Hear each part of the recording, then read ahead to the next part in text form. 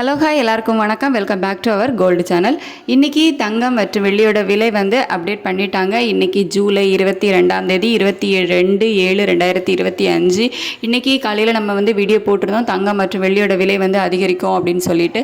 தங்கத்தோட விலை கிராமுக்கு 100 ரூபாய் வரைக்கும் அதிகரிக்கலாம் அப்படின்னு சொல்லிட்டு நம்ம எக்ஸ்பெக்ட் பண்ணோம். பட் 5 ரூபாய் சேர்த்தே 105 ரூபாய் ஒரு கிராம் தங்கத்துக்கு அதிகரிச்சிருக்குது.